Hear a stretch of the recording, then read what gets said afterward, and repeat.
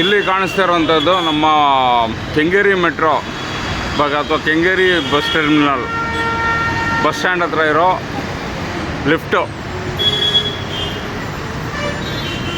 ಯಾರಾದರೂ ವಯಸ್ಸಾದವ್ರು ಬಂದವರು ಯಾರೋ ಬಂದರೆ ಅದು ಲಿಫ್ಟ್ಗಳು ಇರಲಿ ಅಂತೇಳಿ ಒಂದು ಪ್ಲ್ಯಾನ್ ಮಾಡಿರ್ತಾರೆ.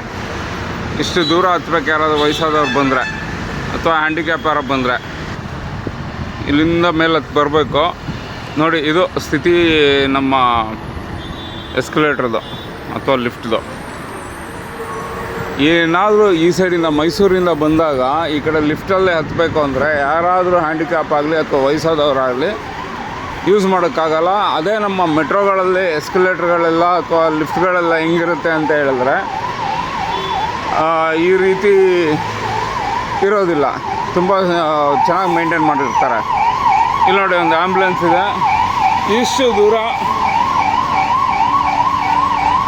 ಅಷ್ಟು ದೂರ ಟ್ರಾಫಿಕ್ಕು, ಅಷ್ಟು ದೂರ.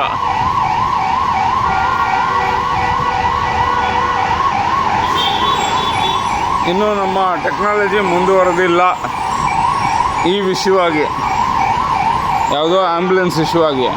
ಅದೇ ಇಲ್ಲಿ ಈ ಕಡೆಗೆ ಬಂದರೆ ಇಲ್ಲಿಂದ ಬಸ್ಸು ಸ್ಟ್ಯಾಂಡ್ ಕಡೆಯಿಂದ ಕದಂಬ ಸೈಡ್ ಬರ್ತಾ ಇರುವಾಗ ಲಿಫ್ಟ್ ಇದೆ. ಇದು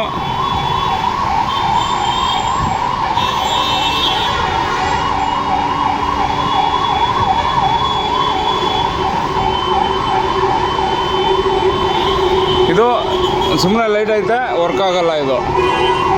ಇನ್ನು ನಮ್ಮ ಆ್ಯಂಬುಲೆನ್ಸು ಇಲ್ಲೇ ಇದೆ ನೋಡಿ, ಈಗ ಕ್ಲಿಯರ್ ಆಯಿತು